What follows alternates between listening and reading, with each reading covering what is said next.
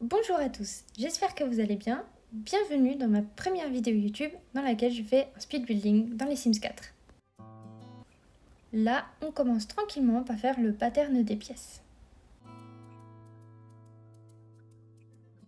Là, je commence à poser des meubles pour avoir un repère et les portes.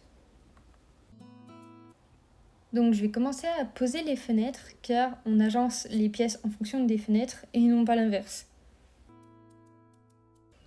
J'ai trouvé une meilleure fenêtre, je vais donc remplacer toutes les autres ainsi que celle des toilettes. J'ai enlevé les murs pour pouvoir faire une plus grande entrée, que je remettrai d'ailleurs plus tard, parce que le placement de l'entrée ne me plaisait pas. Je continue de rajouter des fenêtres pour avoir plus de luminosité. À partir de ce moment-là, je vais commencer à placer des meubles de manière plus ou moins aléatoire, afin d'avoir une idée de comment je vais placer les meubles dans les pièces.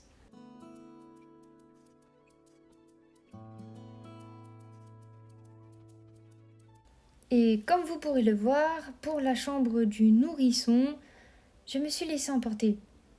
Et je m'en suis rendu compte un petit peu tard. J'en profite pour vous le dire dans ce clip-là parce qu'il est assez long. Je joue aux Sims 4 sur ma PS4 avec mon clavier et ma souris parce que j'aime pas y jouer à la manette. Ça y est, je me suis rendu compte que je m'étais un petit peu éparpillée, donc je continue de mettre les portes et je passe ensuite à la salle de bain et aux toilettes. Et donc maintenant, le placement rapide des meubles pour le salon, cuisine, salle à manger. Je retourne dans la chambre des parents pour refaire 2-3 retouches, ainsi que la faire un petit peu plus petite afin de laisser plus d'espace à la pièce à vivre. Bon, pour certaines pièces, ça peut être long parfois, mais il y a des choses qu'on doit souvent retoucher, re-retoucher, et c'est pour essayer d'avoir le meilleur résultat possible. C'est la première fois que j'utilise cette technique, qui est quand même assez pratique, et ça permet d'avoir une bonne base lors de l'aménagement des pièces. Là, je mets une échelle parce que je me suis dit que pour le toit, je pourrais faire un endroit où on pourrait faire du jardinage. Donc il faut forcément un petit muret pour pas qu'on tombe et je vais commencer à poser toutes les affaires pour le jardinage.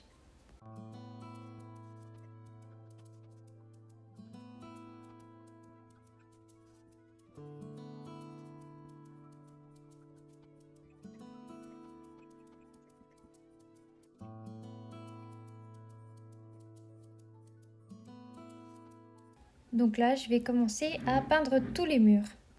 Excusez-moi pour les bruits parasites qu'il peut y avoir, il y a quelques petits travaux à côté de chez moi, mais je vais essayer de faire en sorte que vous ne les entendiez pas. Donc là, je m'occupe des murs intérieurs et je pourrais les changer dans certaines pièces. D'ailleurs, je ne sais pas pourquoi à ce moment-là, j'avais complètement oublié qu'il y avait un outil spécial pour peindre la pièce entière. Donc là, on attaque le vif du sujet, je vais commencer à placer les vrais meubles. Donc là, comme vous le voyez, je vais commencer par m'occuper du salon, cuisine, salle à manger. J'ai 2 packs en plus du jeu de base, ce sont Escapade enneigée et Paranormal.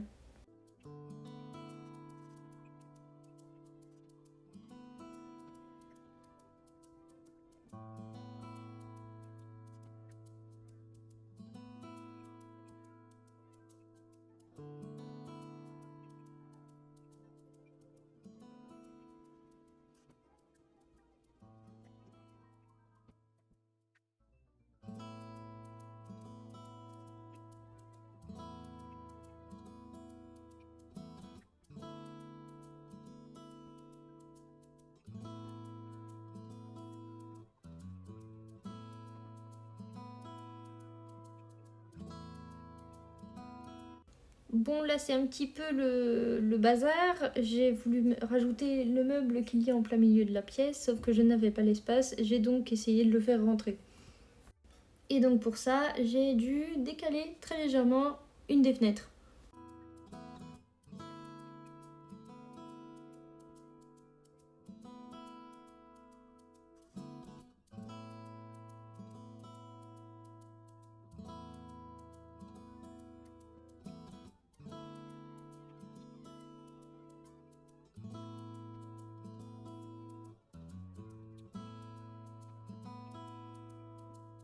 Nous sommes déjà en train de peaufiner les petits détails du salon.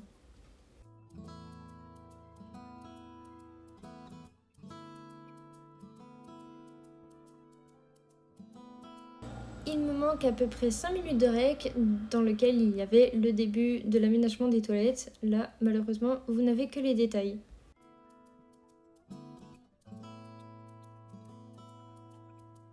Je mets du carrelage avec de la peinture pour les murs de la salle de bain et des toilettes et je passe à l'aménagement de la salle de bain.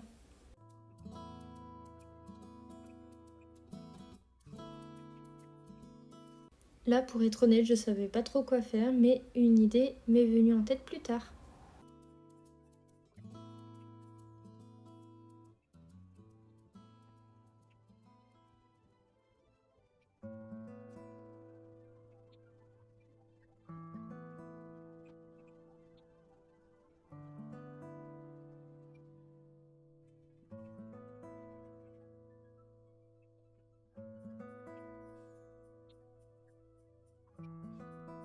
Ce build est dans une des deux sauvegardes que j'ai. J'en ai une avec cheat et j'en ai une sans. Et ce build là se retrouve dans la sauvegarde sans cheat.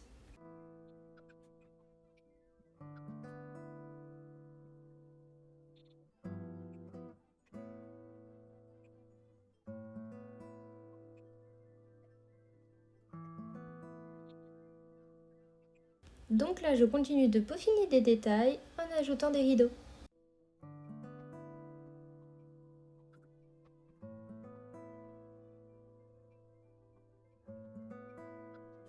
Bon, là, je vais commencer à m'occuper de l'entrée, sauf qu'au début, j'étais un peu perdue. Franchement, je savais pas comment aménager. J'avais beaucoup d'idées pour pas beaucoup de place. En tout cas, pas beaucoup de place où je pouvais mettre les choses étant donné que c'est un monde sans cheat. Pour ceux qui connaissent pas, sur clavier souris, on peut quand même utiliser Alt dans les mondes sans cheat, ça va rien faire. Et on peut quand même aussi agrandir et rétrécir les objets.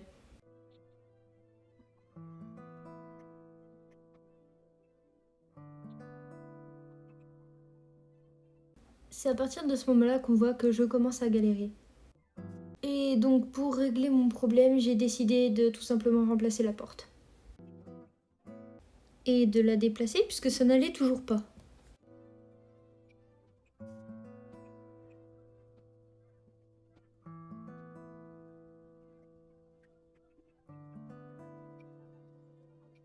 Plus que les petites touches finales et j'aurai fini l'entrée.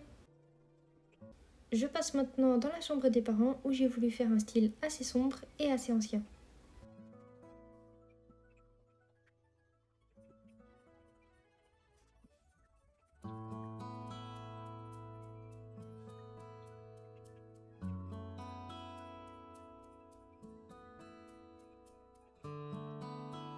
Et comme vous avez déjà pu le voir, le placement des meubles avant facilite la vie.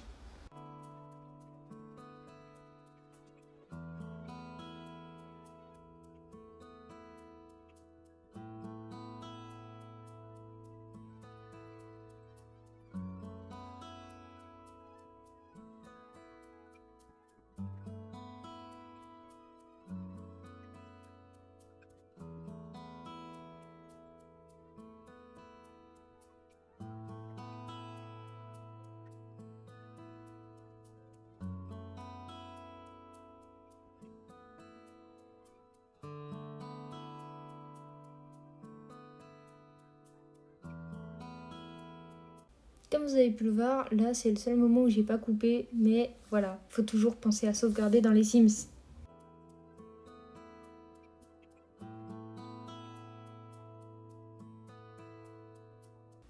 On passe à une chambre d'enfant que j'ai décidé de faire pour une fille. Elle est quand même petite pour une chambre d'enfant, généralement on s'attend à des chambres un petit peu plus grandes dans lesquelles on va pouvoir mettre plein de jouets, mais moi justement j'ai voulu optimiser l'espace au maximum dans un espace assez restreint. Je commence à poser les meubles avant de changer le papier peint ou le sol, mais c'est pas grave.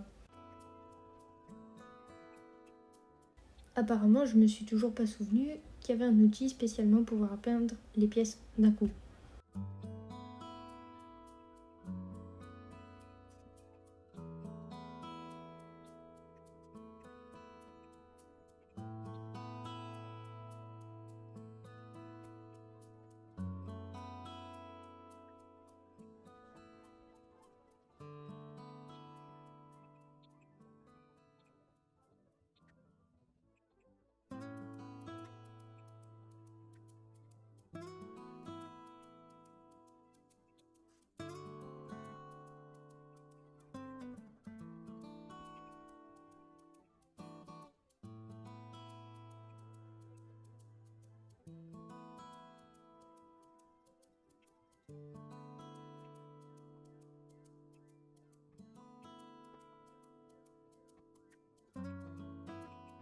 Je change la place de certains détails et je passe ensuite à la dernière pièce.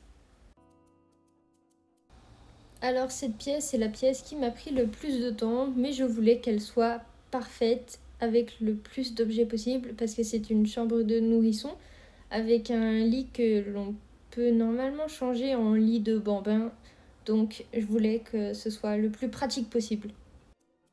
Et c'était aussi ma première pièce avec tous ces nouveaux éléments. Enfin, je dis nouveaux éléments parce que pour moi, j'ai pas joué au moment de la mise à jour à ce moment-là.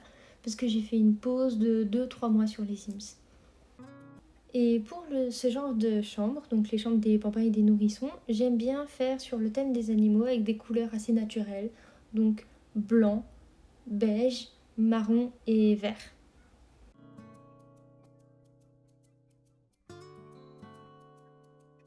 Je change les couleurs et repositionne un petit peu certains détails et j'ai fini.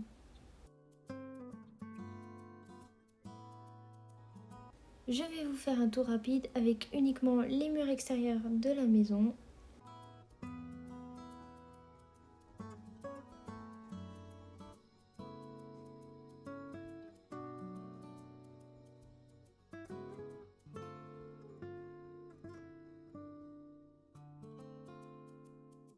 N'hésitez pas à partager la vidéo, à la liker si elle vous a plu et à vous abonner. On se retrouve bientôt ou pas, ça va prendre du temps pour la prochaine vidéo. Mais en tout cas, il y en a d'autres qui viendront. Au revoir! Coucou, moi c'est Bobby. Et en fait, non, elle s'est trompée. En fait, c'est pas dans longtemps que vous allez la revoir. Venez voir sur ma chaîne YouTube. Normalement, elle sera dans la description si j'ai été sage. Du coup, vous avez juste à cliquer sur le lien et bientôt, il y a une vidéo qui sort où elle sera encore là, en fait. Du coup, bah, elle s'est trompée. Au lieu de vous dire à bientôt ou pas, elle aurait dû juste vous dire à bientôt. Voilà, voilà, bisous!